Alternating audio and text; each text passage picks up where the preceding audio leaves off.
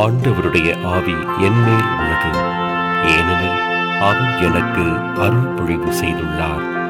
ஏழைகளுக்கு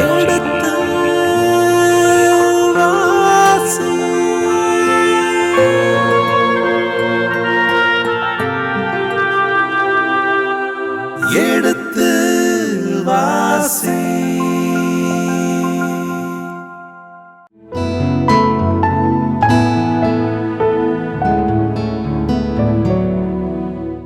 இனிய இதயங்களே, எடுத்து வாசி நிகழ்ச்சியில் குறிப்பேட்டின் முதல் புத்தகத்துடனான விவிலிய விளக்கங்களுக்கு செவிமடுத்துக் கொண்டிருக்கின்றோம்.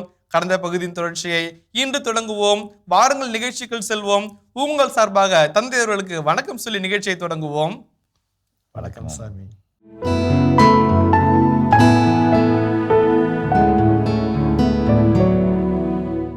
மத்திய எழுதிய நற்செய்தியில் தலைமுறை பட்டியலில் 5 பெண்கள் இருக்கிறார்கள். 5 பெண்கள் இருக்கிறார்கள். வேறு எந்த தலைமுறை பட்டியலிலும் அவ்வளோ பெண்கள் இருப்பது கிடையாது. அந்த பெண்கள் எல்லாருமே ஒரு வகத்திலே வாழ்க்கையினால் நொந்து போனவர்கள், வாழ்க்கையினால் வீணடிக்கப்பட்டவர்கள். அவர்கள் அனைவரும் மீட்பின் பாதையின் தூணாக நிற்கிறார்கள். அந்த மாதிரி சொல்லும்போது 2000 வருடங்களுக்கு முன்பாக ஒரு ஆணின சகோதரர் எழுதுகிறார், ஒரு பெண்ணை தூக்கி வைத்து கொண்டாடுகிறார் என்று சொன்னால், அது ரூத்தாக இருக்கட்டும், அது தாமாராக இருக்கட்டும், அல்லது மற்ற பெண்களாக இருக்கட்டும், எவ்வளோ பெரிய ஒரு புரட்சியை உருவாக்கி இருக்கிறார். ராகாபா இருக்கட்டும், எல்லா நிலைகளிலும் ஒரு மாபெரும் புரட்சியை உருவாக்கி, இதுதான் இறைவனின் திட்டம், இதுதான் இறைவனின் திருவுள்ளம், இந்த திருவுள்ளத்தில் நீங்கள் கண்டுகொள்ளுங்கள், ஒழுங்கற்ற அழுக்கான அல்லது பலவீனமான மற்ற மனிதர்களையும் கடவுள் பயன்படுத்துகிறார் என்பதை கண்டுகொள்ளுங்கள் என்று சொல்லிவிட்டு அன்னை மரியாளுக்கு அவர் வருவார். அந்த வகையிலே பார்க்கின்ற பொழுது தலைமுறை பட்டியல் பல்வேறு செய்திகள் நமக்கு தருகிறது. அவ்வளோ செய்திகள் என்னால் தர முடியுமா என்று தெரியாது. ஆனால் இந்த 1 முதல் 9ஆம் அதிகாரம் உள்ள இறைவார்த்தைகளிலே காணப்படுகின்ற தலைமுறை பட்டியல் ஒரு முக்கியமான மைய கருத்தை உள்ளடக்கி இருக்கிறது. அதை பற்றி பிற்பாடு சொல்கிறேன். அது என்னவென்றால், 75 ஆண்டுகள் வெளியே போனார்கள், நாட்டை விட்டு வெளியே போனார்கள். 75 ஆண்டுகள் திரும்பி வந்தபோது மொத்தம் 45,000 ஜனங்கள் மட்டும்தான் நாடு கடத்தப்பட்டார்கள். மற்ற ஏழைகள், எளியவர்கள், ஒன்றுக்கும் உதவாதவர்கள், அவர்களால் எந்த ஆபத்தும் இல்லை என்று சொல்லப்பட்டதனால் அவர்கள் நாட்டை விட்டுவிடப்பட்டார்கள். இவர்களெல்லாம் போன பிற்பாடு அண்ணன் எப்படா சாவான், திறன் எப்படா காலியாகுன்ற மாதிரி அவங்களாம் நாடு கடத்த பிற்பாடு நாட்டிலே இருந்த எளியவர்கள் இவங்களுடைய இடத்தை ஆக்குபை பண்ணிட்டாங்க. இவங்க என் தோட்டம், எங்கள் தோட்டம், எங்கள் நிலம் இவ்வளோ வருதுன்னு 75 வருஷம் வேலை செஞ்சாங்க. அவங்க 70 ஆண்டுகள் பக்கம் திரும்பி வந்தபோது, எங்கே எங்கள் இடம், எங்கே எங்கள் தந்தை, எங்கே எங்கள் தந்தையின் மூதாருடைய இடம் என்பதனால் இவர் இன்னாருடைய அந்த தலைமுறை பட்டியல் அவருடைய தொப்புள்கடி உறவை உறுதிப்படுத்தியது. அந்த மண்ணுக்கும் அவளுக்கும் உள்ள உறவை மேம்படுத்தியது.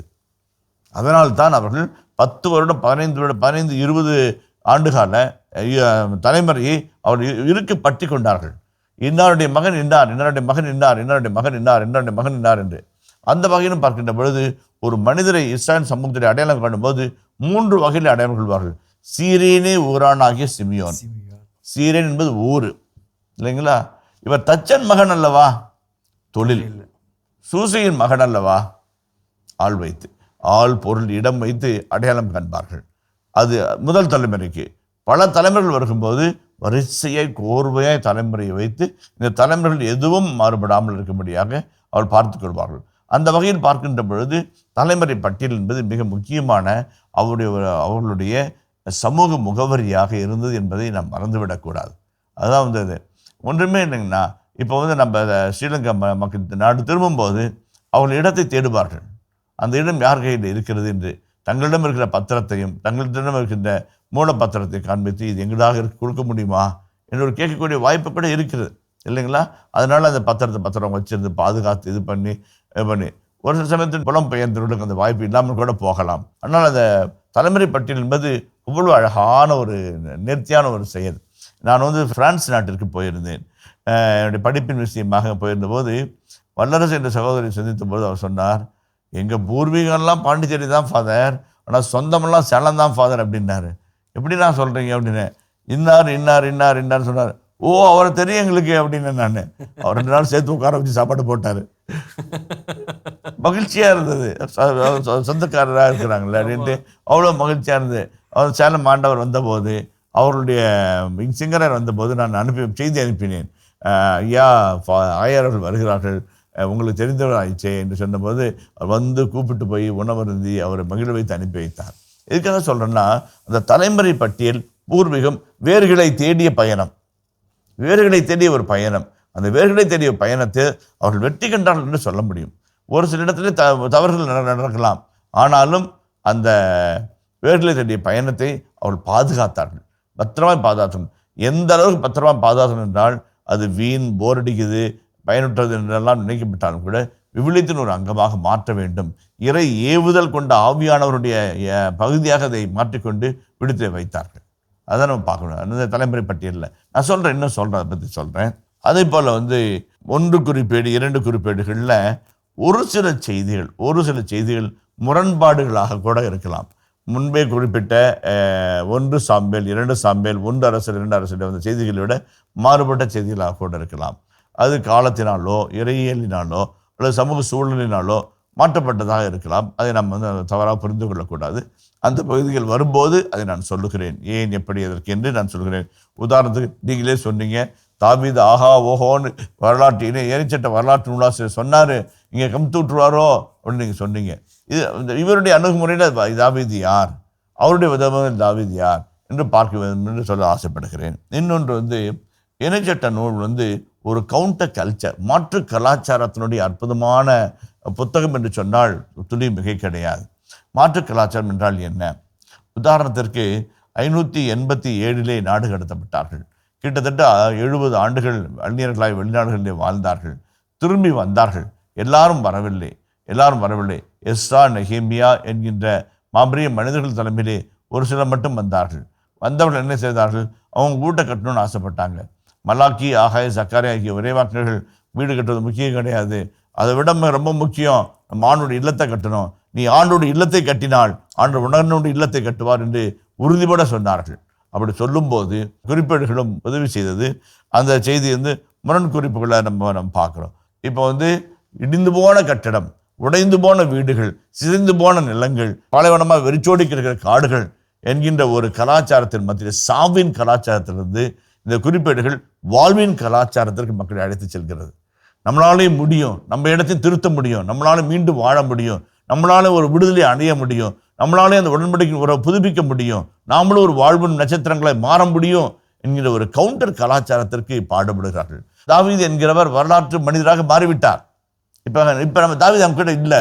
ஆனா அந்த தாவீது இப்ப என்ன செய்ய முடியும், நம்மளுக்கு என்ன செய்ய முடியும், என்ன சொல்றாரு என்று அழகான ஒரு மறையுறை விளக்கங்களை அந்த 1 சாமுவேல் 2 சாமுவேல் 1 அரசு 2 அரசுல அந்த வாழ்வியல் தத்துவங்களை தேடினாங்க. இந்த வரலாறு சொல்லுகிற வாழ்வு என்ன, அந்த வாழ்வு முடியுமா, அந்த வாழ்வை நம்ம வாழ முடியுமா, அந்த வாழ்வுக்குள்ளாக நமக்கு வழி பிறக்குமா என்கிற ஒரு தேடலின் ஒரு வெளிப்பாடு தான் இந்த குறிப்பேடு என்று சொன்னால் துளியும் மிகை கிடையாது. ஒரு கவுண்டர் கல்ச்சரை உருவாக்குறாங்க. மாற்று கலாச்சாரத்தினுடைய மகத்தான மனிதர்களாக குறிப்பிட்ட ஆசிரியர்களை நாம் பார்க்க வேண்டும் என்று சொல்லி இதில் இன்னும் ஒரு பகுதி இருக்குது. இன்னும் ஒரு செய்தி, ஒரு துணுக்கு செய்தியாக சொல்கிறேன். எஸ்ரா நெகேமியா குறிப்பேடுகள் என்று ஒரு பகுதி இருக்கிறது. எஸ்ரா நெகேமியா என்கின்ற அந்த மனிதர்கள் நாடு கடத்தலின் பின்பு பெர்சிய மன்னனுடைய ஆணைப்படி விடுதலை உத்தரவு பெற்றுக்கொண்டு ஆலயம் கட்டுவதற்கும் மனிதர்களை பலப்படுத்துவதற்கும் எஸ்ரா நெகேமியா வருகிறார்கள். இந்த எஸ்ரா நெகேமியா புத்தகம் இந்த குறிப்பேடுகளுக்கு பின்பாடு வருகிறது. ஆனால் உண்மையிலேயே இவைகள் எஸ்ரா நெகேமியாவுக்கு முன்பாக எழுதப்பட்டவை என்று தான் சொல்ல வேண்டும். உண்மையில் அதில் ஒரு வரலாற்று இடைவெளியை நம்ம பார்க்குறோம். எஸ்ரா நெகேமியா முடிஞ்ச பிற்பாடு தான் குறிப்பேடுகள் எழுதினாங்க. ஆனால் குறிப்பேடுகளுடைய அடங்கியிருக்கிற செய்திகளின் காரணமாக அவை முன்பே வைக்கப்பட்டது, எஸ்ரா நெகேமியா பின்பே வைக்கப்பட்டது என்றும் ஒரு சாரார் வாதாடுவார்கள். ஒரு நுணுக்கமான கருத்து. இன்னொன்று சர்சிவி ராமன் அவர்கள் இயற்பியலுக்காக ராமன் எஃபெக்ட் என்கின்ற தியரியை கண்டுபிடிச்சு நோபல் பரிசு வென்றார். அவர் பெங்களூரில் ஒரு 150 ஏக்கரில் இந்தியன் சயின்ஸ் இன்ஸ்டியூட் என்று சொல்லி ஒரு மாபெரும் இன்ஸ்டியூட் ஆரம்பிக்க ஆசைப்பட்ட பொழுது தொடக்கத்திலே இளம் விஞ்ஞானிகளை தேர்ந்தெடுத்து அவர்களுக்கு பயிற்சி அளித்து உலகளாவிய தரத்திலே அவர்களை கொண்டு போய் சேர்க்க வேண்டும் என்று சொல்லி ஆசைப்பட்டார். அந்த வகையிலே 10 இளம் விஞ்ஞானிகளை தேர்ந்தெடுத்து நேர்முக தேர்வுக்கு அழைப்பு விடுக்கிறார். நேர்முக தேர்வுக்கு அழைப்பு விடுத்த அவர் உங்களில் 8 பேர் மட்டும்தான் தேர்வு செய்யப்படுவார்கள். ஏன்னா 8 இடங்கள் தான் காலி இருக்கிறது, 8 பேருக்கு மட்டும் இடம் கொடுப்பேன் என்று சொல்லி தேர்ந்தெடுக்கிறார். தேர்ந்தெடுத்து அவர்கள் அந்த 8 பேரையும் உள்ளே அழைத்து சென்று அறிமுக வகுப்புகள் உள்ளிட்ட இதெல்லாம் நடக்குது. அப்போ சர்சிவராமன் வெளியே வரும்போது அந்த விடுபட்ட 2 பேர்கள் ஒருவர் உட்கார்ந்து கொண்டே இருக்கிறார். அவர் கொஞ்சம் மனசில் சங்கடமாக இருக்குது. என்னடா இந்த பையன் போக மாட்டேங்கிறானே, வேலை கிடைச்சா தான் போகணும்னு நினைக்கிறானோ, வறுமையாக இருப்பானோ, கஷ்டப்படுறவனாக இருப்பானோ அப்படின்னு நினச்சிக்கிட்டு அந்த பையனுடைய பக்கத்தில் போய், தம்பி அடுத்த முறை வேலை வாய்ப்பு வரும்போது உன்னை நான் சேர்த்துக்கொள்கிறேன் அப்படின்னு சொல்கிறாரு. அப்போ அந்த பையன் சொல்கிறான், இல்லைங்க சார், அதுக்காக இல்லை, நீங்கள் எனக்கு 140 ரூபா சாப்பாட்டு செலவும் பஸ் செலவும் கொடுத்தீங்க, எங்கள் வீடு பக்கம்தான், 40 ரூபாயில் செலவாயிருச்சு, 100 ரூபா மீதி இருக்குது, அந்த 100 ரூபாயை கொடுத்துட்டு போயிடலான்னு தான் இவ்வளோ நேரம் காத்திருந்தேன், யாரும் வரல, நீங்கள் வந்தீங்க, இந்தாங்க அந்த 100 ரூபான்னு கொடுக்குறாரு. அப்போ சர்சிவராமன் அவரை கட்டி தழுவி அவர் செலக்டட்ன்றாரு. அதாவது வாழ்க்கைக்கு அறிவு மட்டும் முக்கியம் கிடையாது, அறமும் முக்கியம், நன்னெறியும் முக்கியம், ஒழுக்கமும் முக்கியம், நேர்வும் முக்கியம் என்பதை அந்த காலத்து விஞ்ஞானிகள் முதல் எல்லாரும் கண்டுபிடித்தார்கள். அந்த கருத்தை குறிப்பீடு அழகாய் சொல்லுகிறது. வரலாற்றை வரலாற்றாக மட்டும் சொல்லக்கூடாது, வரலாற்றை வாழ்வில் நெறியாக பார்க்க வேண்டும், வாழ்வுக்கு என்ன கற்றுக்கொள்ள வேண்டும் என்பதை இந்த குறிப்பீடுகள் மிக அழகாக சொல்கிறது. நான் தான் சொல்லுவேன், இப்போ 1 அரசர் 2 அரசர் 1 சாமுவேல் 2 சாமுவேல்களில் நிறைய வாழ்க்கை வரலாற்று செய்திகள் இருக்கிறது. வரலாற்று செய்தியில் நம்ம படிப்போம், அதுலேருந்து நம்ம வாழ்க்கை செய்தியில் கண்டுபிடிப்போம். வாழ்க்கை செய்தி எப்போ கண்டுபிடிப்போம், நாம் அதோடு உறவாடும் போது, மெடிடேட் பண்ணும்போது. இங்கே அவரே மெடிடேட் பண்ணி வச்சுக்கிறாரு, அவரே வச்சிருக்கிறார், மெடிடேட் பண்ணி அப்படி இலைமறை காயை அப்படி ஒளி வச்சுக்கிறார். நம்ம தேடி கண்டுபிடிச்சி இழுத்துட்டு வந்தோம்னாக்க இந்த பொக்கிஷங்களை திறந்த ஒரு பாக்கியம் நமக்கு கிடைக்கும். அதுதான் குறிப்பேடுகளுடைய ஒரு மகத்தான ஒரு எண்ணமாக நான் பார்க்குறேன். அது இன்னும் ஒரு முன்னுரை செய்தியாக சொல்லும்போது, குறிப்பேடுகளில் ரொம்ப அழகாக லேவியர்களையும் குருத்துவத்தையும் அழகு செய்வார்கள். நீங்கள் மலாக்கி புத்தகம் 3:10 வாசிங்களேன். மலாக்கி 3:10, 2:6 கூட வாசிக்கலாம். என் இல்லத்தில் உணவு இருக்கும் பொருட்டு 10 பங்கு முழுவதையும் கொண்டு அங்கே களஞ்சியத்தில் சேருங்கள். அதன் பிறகு நான் வானத்தின் பலகாணிகளை திறந்து உங்கள் மேல் நிரம்பி வழியுமாறு ஆசி வழங்குகிறேனா இல்லையா என பாருங்கள் என்கிறார் படைகளின் ஆண்டவர். வானத்தின் பலகணிகளை திறந்து ததும்பி ததும்பி வழியும்படி உன்னை ஆசீர்வதிக்கிறேனா இல்லையா என்று பார். எவ்வளோ அழகான வசனம், எவ்வளோ அழகான வாக்குறுதி. காலங்காலத்தில் எந்திரிச்சு இதை படிச்சுட்டு போனோம்னா அந்த நாள் ஃபுல்லாக சந்தோஷமாக இருப்போம். மேனேஜர் திட்டினாலும், அசிஸ்டன்ட் மேனேஜர் கிண்டல் பண்ணாலும் ஒன்றும் ஒரே படிக்க மாட்டோம். ஆண்டவர் பலகணிகளை திறக்க போகிறார், வானத்தின் பலகணிகளை திறந்து ததும்பி ததும்பி வழியும்படி என்னை ஆசிரிக்க போகிறார் ஆனால் பார்க்குறோம். அது கடவுள் எவ்வளோ ஒரு அருமையான ஆசீர்வாதமான வாக்கு. மலாக்கி 2:3 இறை வார்த்தைகளை வாசிங்களேன். இதோ உங்களை முன்னிட்டு நான் உங்கள் வழிமரபை கண்டிப்பேன், திருநாள் பலி விலங்குகளின் சாணத்தை உங்கள் முகத்திலேயே வீசி அடிப்பேன், அதோடு உங்களையும் தூக்கி எறிவேன். ரொம்ப அருமையான ஒரு செய்தியாக இருக்குது. அதாவது இஸ்ராயல் மக்கள் கடவுளுக்கு பலி கொடுக்க வேண்டும். பலி கொடுக்கும் போது பலி கொடுக்கிற செம்மறியானது மாசு மறுவற்றதாய் 1.5 வயது மிக்கதாய் இருக்க வேண்டும். அதாவது ஒரு தகுந்த ஒரு மரியாதைக்குரிய ஒரு பலிப்பொருளை கடவுளுக்கு ஒப்புவிடணும். இதில் மாற்றி எதுவும் பண்ணக்கூடாது அப்படின்னு சொல்லி கடவுள் சட்டத்தில் விட்டுறாரு. ஆனால் இவங்க என்ன பண்ணுறாங்க, அங்கே இன்ஸ்பெக்டர் ஒருத்தர் இருப்பார் வாசப்படல, அவர்கிட்ட சார் ஒரு 10 ஷெக்கல் வச்சுக்கங்க சார் அப்படிம்பாங்க. என்னத்துக்கான, ஆடு கொஞ்சம் ஊனமாக இருக்குது, அட்ஜஸ்ட் பண்ணிக்கங்க சார்னாரு. நான் அட்ஜஸ்ட் பண்ணிக்கிறேன், போ போ போ போ அப்படின்னாரு. இந்த மாதிரி 5 ஷெக்கல் 10 ஷெக்கல் கொடுத்துட்டு ஊனமானது, குருடானது, கால் பிளவுப்பட்டது இதெல்லாம் உள்ள அனுப்புகிறாங்க. இப்போ சாமி சொல்கிறாரு, மடப்பயலுகளா, இது எல்லாம் உங்கள் போய் கவர்னர்கிட்ட போய் கொடுங்க, உங்கள் எம்எல்ஏட்ட போய் கொடுங்க, உங்கள் எம்பிகிட்ட போய் கொடுப்பா, வாங்குவாரா? கவுன்சில் மெம்பர்கிட்ட போய் கொடு, வாங்குவாரா? அவரையெல்லாம் மதிக்க தெரிஞ்ச நீங்கள் என்ன மதிக்க தெரியாமல் ஊனமுட்டதையும் குருடானதையும் பள்ளிக்கு ஒவ்வாததையும் உனக்கு கொடுக்குறீங்க, வா கொண்டா சாணி எடுத்து மூஞ்சிலே அடிக்கிறேன் வா அப்படின்னு சாமி கோவப்படுறாரு.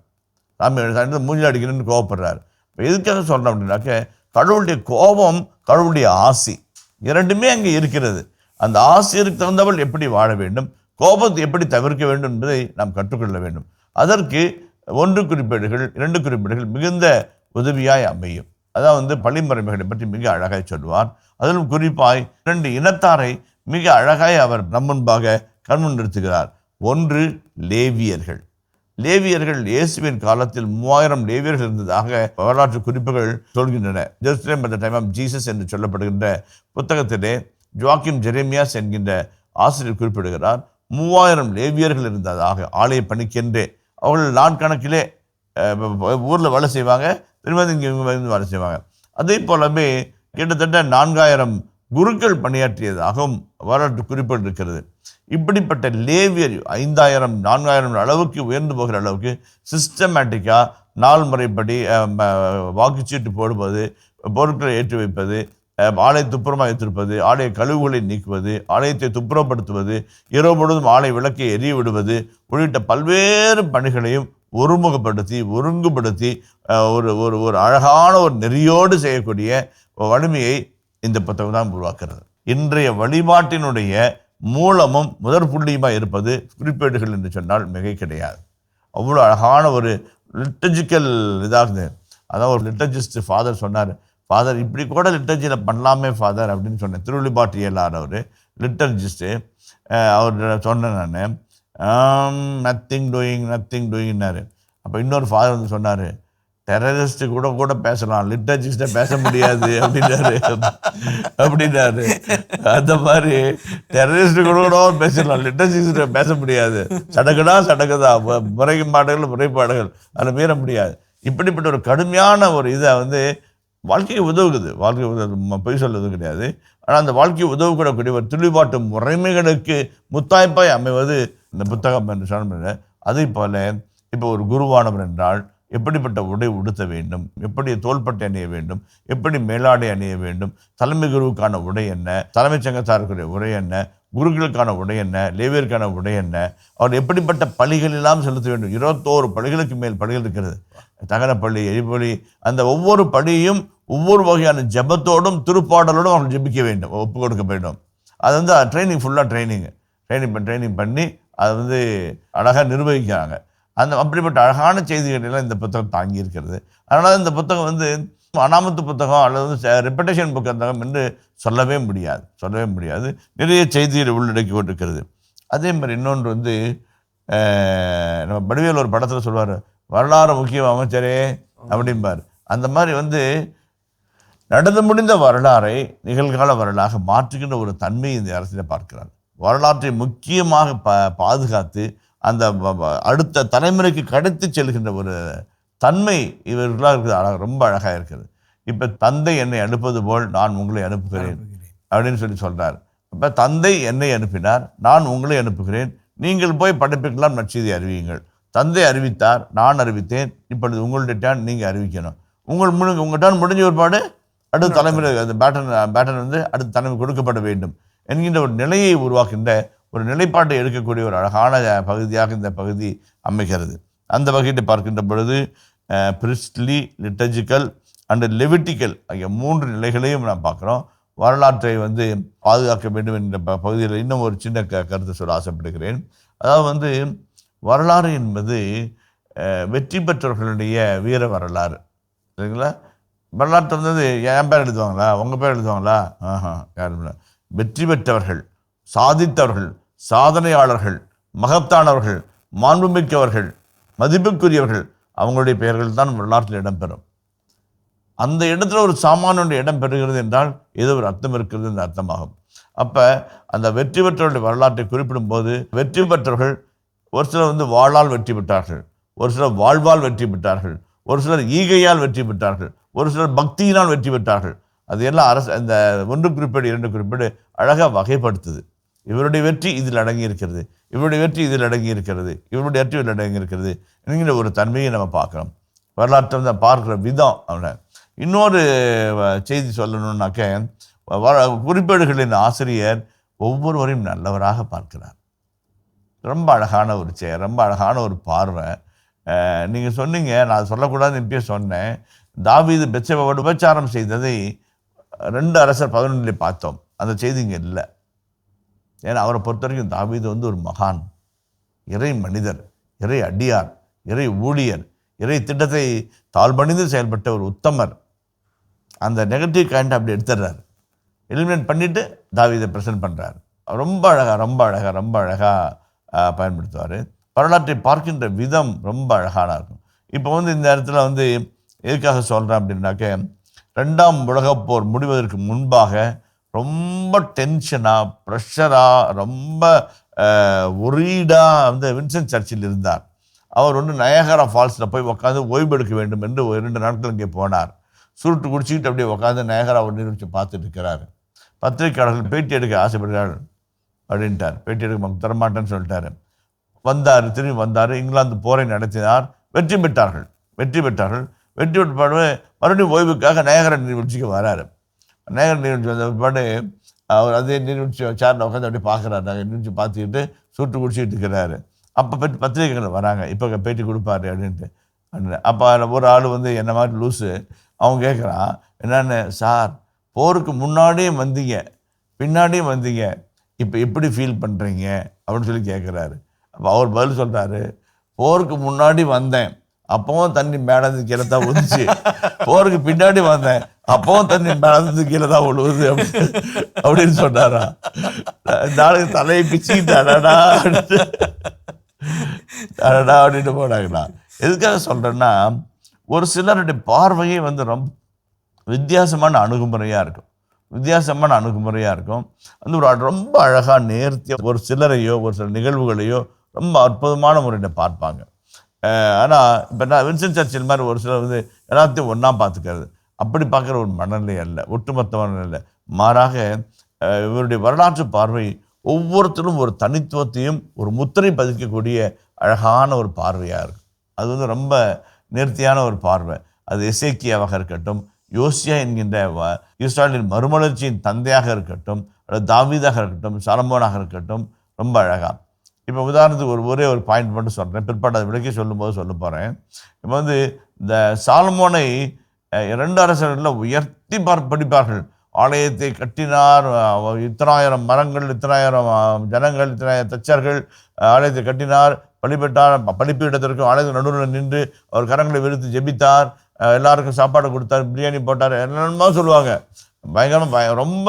அதே மாதிரி வந்து ஷேபா நாட்டு அரசு வந்து அவன் பார்த்து, நான் கேட்டதில் 10 பேர் ஒரு பங்கு கூட இங்கே இல்லை, அதோட மிச்சமாக இங்கே இருக்குது அப்படின்ற மாதிரி எல்லாம் சொல்லிட்டு இருப்பாங்க. அவ்வளோ உயர்வு நெவிழ்ச்சி அணியிலே சாலமோனுடைய அரசாட்சியை பற்றி அரசராகவும் குறிப்பிட்டு சொல்லும். இந்த இடத்துல சாலமோன் அமைதியாகிடுவார். தாவீது தான் உயர்த்தப்படுவார். அவரே அனைத்தையும் தயாரித்தார்.